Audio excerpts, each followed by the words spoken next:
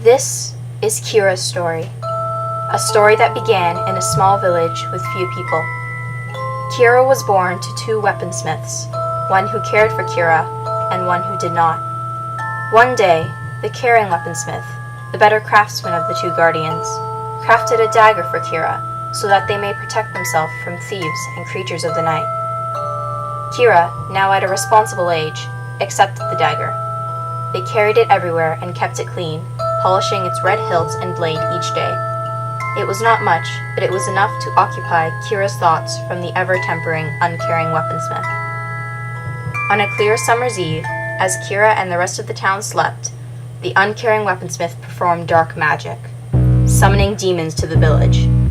These four demons, the red Laziel, the green Tinethel, the violet Saronin, and the black Scorpius, wanted to take the caring weaponsmith as a slave in their realm.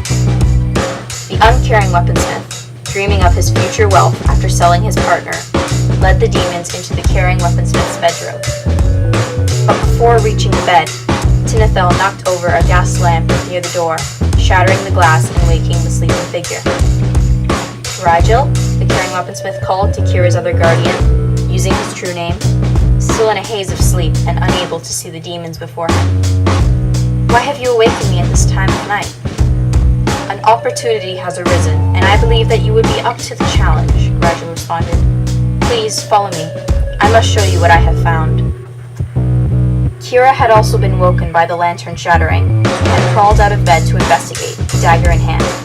A sense of giddiness filled them as the thought of finally proving themselves to Rigel by striking down a burglar crossed Kira's mind. Peeking through the slightly ajar door that led to the caring weaponsmith's bedroom, Kira saw and heard the conversation between their guardians. However, what scared Kira were the three colorful monsters floating near Rigel, and the dark one moving slowly towards the caring weaponsmith's bedside. "Do not touch him!" Kira exclaimed, bursting into the room and startling the others. Rigel made a move to restrain Kira, but they were too quick for the aging man.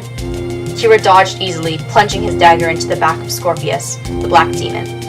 He wailed, crumpling to the ground, and disappeared into a rain of ashes. The other demons, aghast and afraid, turned to Rigel. "Why have you brought us to the house of a demon seer, one who may take our souls in the absence of a summoning of their own?" they questioned. "We cannot take our chosen in his presence, lest we be slain ourselves." "I knew not of the child's power, nor did I know that you could be threatened so," Rigel replied, still aghast. "But please, do not retract your offer, as we may be rid of this annoyance yet."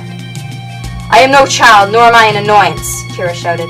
"I am the squanderer of the deliverance of my caring guardian to you, creatures of the night, and to whatever realm you tread. Begone, or I shall do again what I did to your filthy, creeping accomplice." I do not understand," the caring weaponsmith said, still unable to see the demons. "Who are these creatures, and why have you interrupted?" He was cut off when Laziel, the red demon, pounced on him, pushing his crushing weight into the weaponsmith's chest. He screamed as three of his ribs cracked under the pressure, screamed for Kira to run, but Kira did not, instead choosing to fight the demons. Rigel hid, strengthening the demons from afar using dark magic. Despite his efforts, Kira was able to strike down Saronin and Tinethel. However, Laziel was more powerful than the others, withstanding blow after blow from Kira's dagger. With no clear end to the struggle in sight, Kira resolved to flee, but not without a last word from the caring weaponsmith, who told them to take the pin that had been hidden inside of the broken lamp. "It shall aid you in keeping me, and in holding me in your memory," he said, bidding Kira farewell.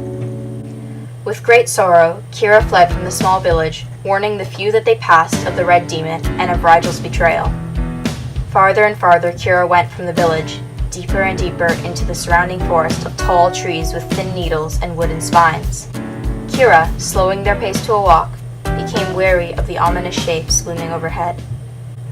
However, as they trudged toward an uncertain destiny, Kira was unaware of the shadow that followed them. This is Kira's story. It is not yet complete. Kira's story is your story. This channel aims to be a place where the community can decide what path Kira will take. Kira's fate is up to you.